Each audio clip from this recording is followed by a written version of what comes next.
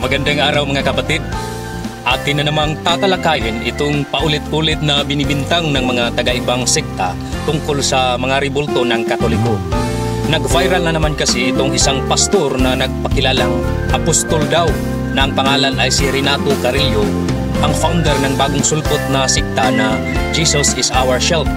Sa kanyang mga pamamahayag ay palagi niyang tinutuligsa ang Iglesia Katolika at ang pinakamadalas niyang kinukutya ay ang ribulto. Itong si Apostol Renato Carrillo ay nakilala dahil sa kanyang kakaibang acting style na may paiyak-iyak sa harap ng kanyang mga members kahit na wala namang luha na lumalabas sa kanyang mga mata. Siya din daw ay nakakagaling ng mga may sakit. Iyan ay paraan upang makakuha ng atensyon sa mga tao. Ngayon, ating panoorin ang isa sa kanyang video kung saan binanatan niya ang Poong Nazareno sa Quiapo. Quiapo Church, are you listening? Napakarami mo tradisyon every January 9 taon-taon. At pinaparata mo ang ribultong hindi ako ang sabi ng Diyos. At ang dating karumal-dumal na pagsamba sa mga Diyos at taon-taon sa Quiapo, sa Manila ay mapapalitan ng mga langit na pagsamba. At sa isa namang video ay tahasan niyang nilapastangan ang crucifix na tinawag niyang butiki. Butiki po ata yung nandiyan dyan eh. Hindi mo ito binigay sa akin. Oh, pero huwag po kayo sa akin magagamit ha. Kasi naman si Jesus no, pag butiki ito eh.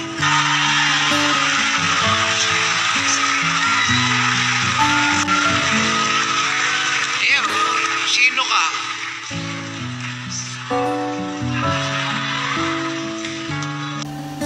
Ang mga ganitong pangungutya ay masakit panoorin para sa mga Katoliko, lalo na sa mga deboto ng mahal na Poong Nazareno.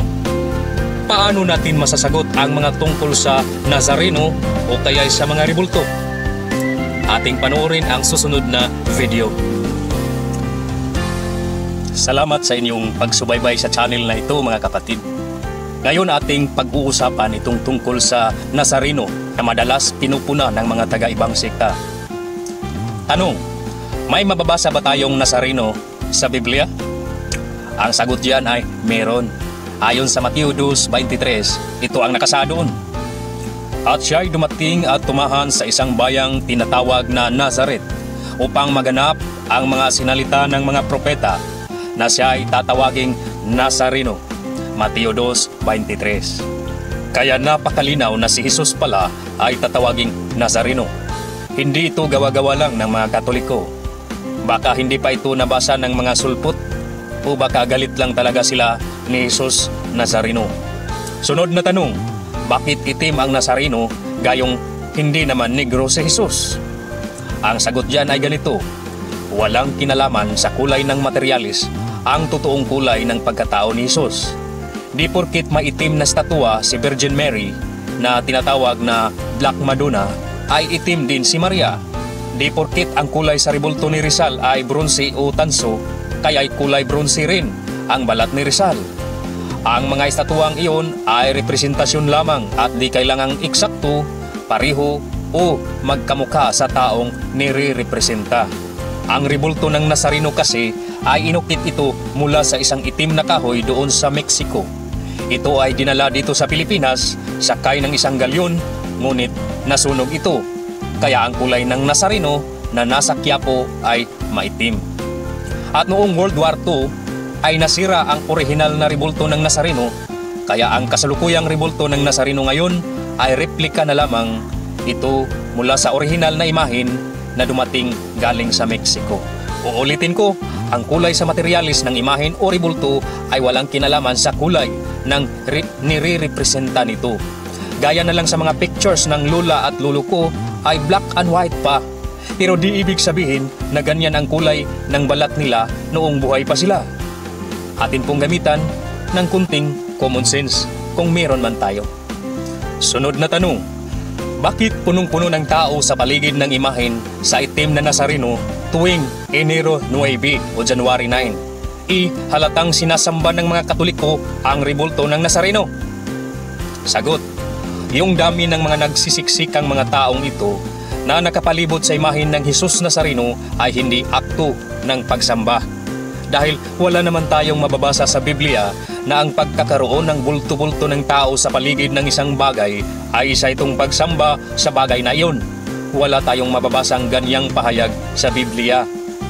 Ang mababasa lang natin ay yung pagkakaroon ng bulto o umpukan ng mga tao sa paligid ni Jesus doon sa Jerusalem, na itong mga taong ito ay gumagawa ng paraan para makalapit kay Jesus. Yan ay mababasa natin sa Marcos 5:26 hanggang sa 31. Dito, naranasan ni Jesus ang ganitong napakadaming tao na nagsisiksikan sa paligid niya. At isa sa mga taong ito na humihipo o dumadampi sa kanya ay ang isang babaeng may sakit. At milagro namang ikinagaling ng babaeng iyon ang paghipo sa damit ni Jesus. Ang tanong may nabasa ba tayong pagsamba doon sa paghipo ng babae? Wala po. Kaya malinaw na ang ginagawa ng mga Katoliko ay reenactment lamang sa biblikal na pangyayari kay Kristo noon. Yan ay kung bakit napakaraming nag-uumpukan o nagsiksikang mga Pilipinong Katoliko na nakapalibot at gustong humawak sa imahe ni Jesus Nazareno na umaasa sa milagro, mga kahilingan at ng mga pagpapala mula sa itaas. At hindi po ito pagsamba tulad ng mga binibintang ng lahat ng siktang protestante. Sunod na tanong, bakit nyo ipinoprosesyon ang rebulto ng Nazareno kung di nyo ito sinasamba? Sagot, hindi masama ang pagprosesyon at hindi ito nangangahulugang pagsamba na agad sa bagay na pinagpoprosesyonan. Dahil kahit noon pa man sa panahon nila David at ni Josue na mga alagad ng Diyos ay nagawa na din nila ito. Ito ang sinabi sa 1 Kronikas 15:14 hanggang sa 15 ng New American Bible. Accordingly, the priests and the Levites sanctified themselves to bring up the ark of the Lord, the God of Israel. The Levites carried the ark of God on their shoulders with poles, as Moses has commanded according to the word of the Lord. At sa Josue 6 hanggang sa 7, summoning the priests, Joshua, son of Nun, said to them, "Take up the ark of the covenant with 7 of the priests, carrying ram's horns in front of the ark of the Lord." And he ordered the people, "Proceed and surround the city," with the picked troops marching ahead of the ark of the Lord. Malinaw sa mga talatang iyon na binuhat nila at pinasan nila ang arko ng tipan na may ribultong nakapatong sa taas nito at inilibot nila ito sa syudad. Ang ginawa nila ay malinaw na isang halimbawa ng prosesyon. Ibig ba sabihin na pagsamba ang ginawa nila sa Ark of the Covenant? Hindi po. Take note, hindi lang basta Ark of the Covenant ang kanilang ipinagprosesyon, dahil sa itaas ng takip nito ay mayroong ribulto ng 2 anghel na tinatawag na cherubim. Sa numero 7:89, ito ang sinabi, "Whenever Moses went into the tabernacle to speak with the Lord, he heard a voice speaking to him from between the 2 cherubim above the ark's cover, the place of atonement, that rests on the ark of the covenant. The Lord spoke to him from there." Kaya katulad lang yan ng mga Katoliko sa mga prosesyon nito tuwing piyesta. Ito ay hindi nangangahulugang sinasamba ang mga estatuang ipinaparada sa prosesyon. Kung tinutuliksa nyo ang mga Katoliko dahil nagprosesyon ng ribulto, dapat tuliksain nyo rin sina David at Josue dahil nagprosesyon din sila ng ribulto. Diyan kasi sa pagprosesyon ay ipinapahayag naming mga Katoliko ang pagkapanalo ni Jesus laban sa kasamaan. At ito ay naganap noong ipinako na siya sa krus. Ayon sa Hebreo 2:14, "Now since the children share in blood and flesh, he likewise shared in them, that through death he might destroy the one who has the power of death, that is, the devil." Yan ay isa sa dahilan kung bakit ang mga Katoliko ay ipinagprosesyon ang imahe ni Jesus Nazareno na may dalang krus. Dahil rumirepresenta lamang ito sa biblikal na pahayag na tatalunin niya ang kasamaan sa kanyang pagkamatay doon sa krus. Sunod na tanong, bakit nyo hinihipo o pinupunasan ang ribulto kung hindi ninyo ito sinasamba?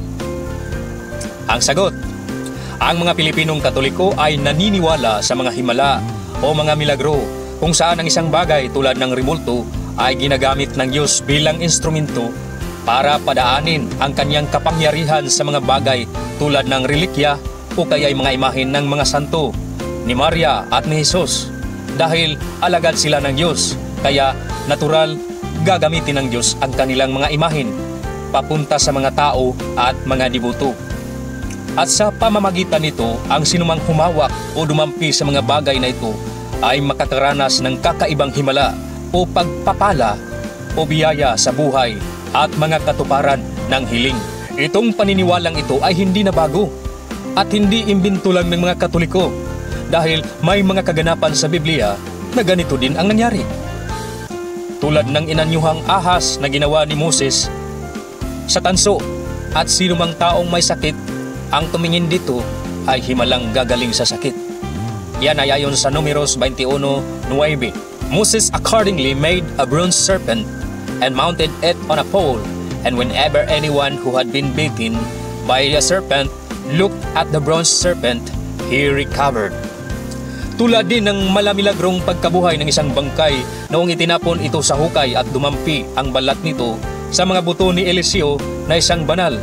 Yan ay ayon sa 2 Hari 13:21. Once some people were burying a man when suddenly they spied such a raiding band.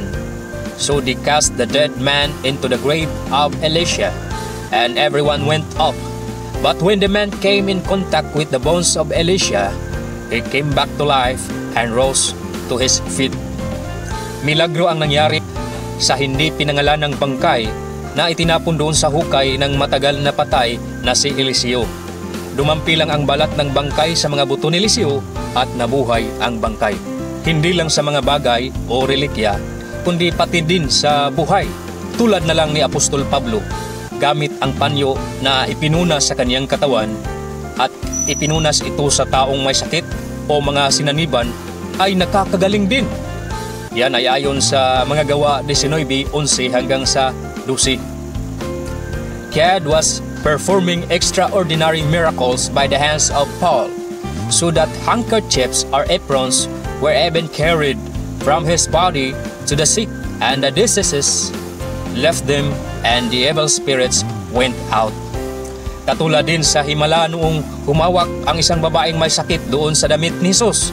Yan ay ayon sa Marcos 5:25 hanggang sa 29. Sa makatuwid malinaw sa apat na halimbawa ng mga himala na ang Diyos ay gumagawa ng mga himala sa iba't ibang kaparaanan sa pamamagitan ng ibang tao, ng ibang bagay tulad ng relikya at rimulto bilang instrumento ng kanyang paggamit ng kapangyarihan sa mga tao, tulad ng pagpapagaling ng sakit, mga biyaya, mga kahilingan at iba pa. Gayunpaman, ang simbahang Katolika ay laging pinapaalalahanan ang mga deboto na hindi lang ito dapat maging batayan natin ng pananampalataya, yung umaasa lang sa paghawak, paghipo, pagdampi sa mga relikya o imahen para makatanggap lang ng biyaya, himala o ng mga hiling. Dahil maiba pang mga batayan ng pananampalataya tulad ng mga espiritual na gawain, halimbawa ay ang pilgrimage, paggawa ng mga mabubuti, charity, novena, magsimba parati at iba pa. At siyempre, hindi natin matatanggap ang mga hiling, biyaya, pagpapagaling mula sa Diyos kung pahawak-hawak o padampi-dampi lang tayo sa mga relikyang ito kung wala naman tayong pananampalataya sa Kanya, kay Jesus Nazareno na nasa langit at hindi po mismo sa imahen niya. Instrumento lamang ni Jesus na nasa langit ang kanyang mga ribulto dito sa lupa para ipasa sa tao ang mga himala. Sunod na tanong, bakit humalik kayo sa ribulto? Di ba pagsambayan?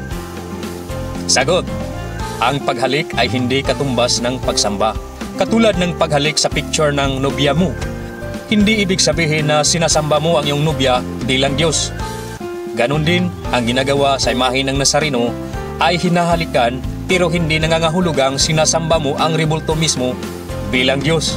Sunod na tanong, di ba ang lahat ng mga ribulto ay Diyos-Diyosan? Sagot, hindi po lahat ng ribulto ay Diyos-Diyosan at maraming ribulto sa Biblia na hindi naman Diyos-Diyosan. Ang mga imahen o estatwa ng mga Katoliko na makikita sa loob ng simbahan at sa mga altar sa loob ng bahay ay lahat na ito ay hindi matatawag na Diyos-Diyosan. Ang mismong Biblia na din ang nagpangalan sa mga Diyos-Diyosan o mga hindi tunay na Diyos. Sa mga Hukom 2:13, they deserted Yahweh to serve Baal and Astartes. Sa Salmo 106:19-20, they made a gold bull calf at Sinai and worshipped that idol. They exchanged the glory of God for the image of an animal that eats grass. Sa mga Gawa 7:41, it was then that they made the statue of a calf and offered sacrifice to the idol. They were perfectly happy with something they had made for themselves. Sa Roma 11:4, what answer did God give him? I have kept for myself 7,000 men who have not worshipped the false god Baal. So napakalinaw, ang mga Diyos-Diyosa noon sa panahon ng Biblia ay ang mga Baal o katumbas ng tinatawag nating mga anito at iba pang katawagan tulad nila Astartes, Zeus at iba pa. Yan ang tunay na tinutumbok sa Biblia na huwag gagawan sila ng mga larawan at huwag silang sasambahin. Sila ang mga tunay na Diyos-Diyosan na hindi minsan namuhay kasama ng mga tao noon, kaya pati ang mga ribulto nila ay mga Diyos-Diyosan din. Ayon sa 1 Corinto 8:4, so then, about eating the food offered to idols, we know that an idol stands for something that does not really exist. We know that there is only one God. Napakalinaw sa talata na binasa ko, kaya maling ikumpara ang imahe nila Jesus, Inang Maria, at mga santo tulad ng mga apostol bilang mga Diyos-Diyosan. Dahil ang mga taong rumirepresenta sa mga imaheng ito ay minsan ang nabuhay dito sa mundo noon. Kaya malayo sa katangian ng Diyos-Diyosan na ipinahayag sa 1 Corinto 8:4. Ni minsan ay hindi nag-exist dito sa mundo. Kung ang mga rebulto ng mga banal ay mga Diyos-Diyosan, iibig sabihin na ang templo doon sa Jerusalem ay templo ng Diyos-Diyosan dahil napakaraming rebulto sa loob at labas nito.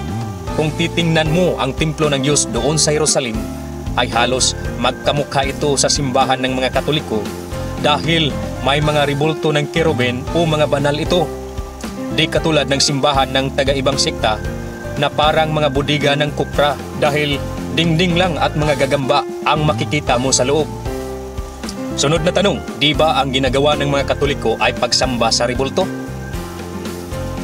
Sagot, yan ang madalas na tuliksa una ng iba't ibang sekta dulot ng kanilang mga maling akala at maling tingin sa mga Katoliko na sinasamba kuno ang mga rebulto o estatwa at ginagawang Diyos-Diyosan. Kahit ang ibang mga mahihinang Katoliko ay ganito din ang tingin nila. Nami-misinterpret nila ang ginagawa tuwing pista ng Nazareno na ito daw ay pagsamba sa mismong rebulto. Hindi po. Sa katunayan, ang pagprosesyon sa mga imaheng estatwa ay hindi akto ng pagsamba sa literal na estatwang ipinoprosesyon dahil wala naman tayong mababasa sa Biblia na ang pagprosesyon ay katumbas sa pagsamba.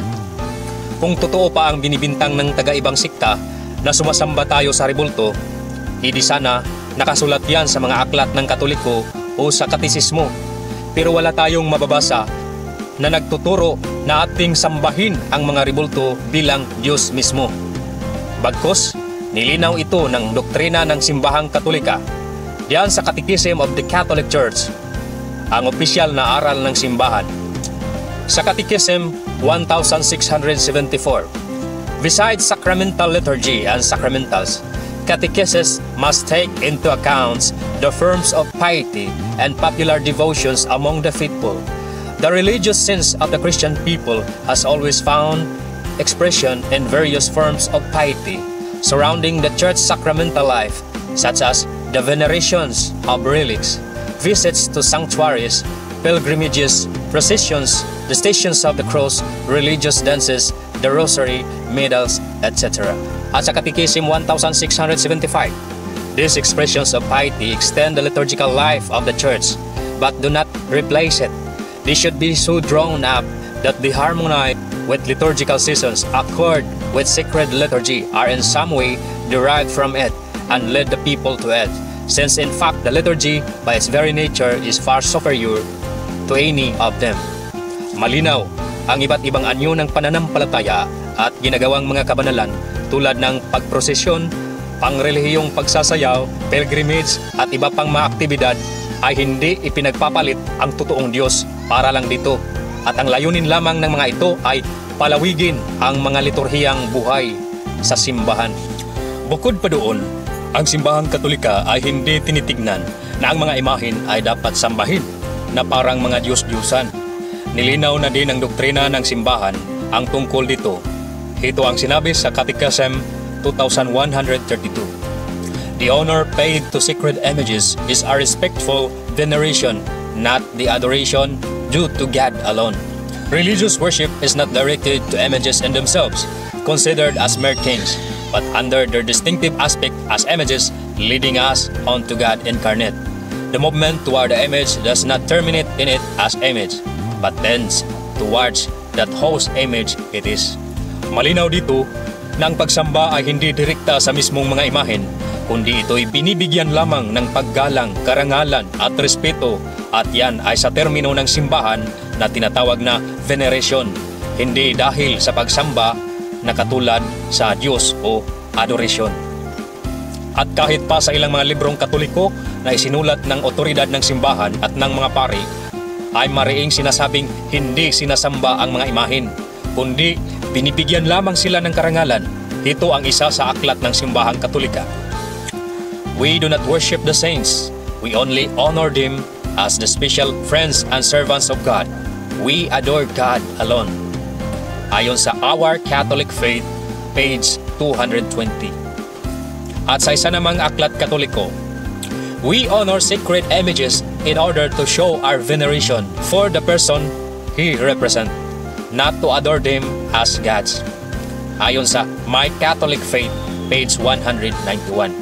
Ngayon, para sa mga ibang sikta o mga relihiyong anti-Catholic na nang aakusa sa mga Katoliko ng idolatry o pagsamba sa Diyos-Diyosan, ay hindi nila maiintindihan ang malalim na dahilan at rason ng simbahang Katolika.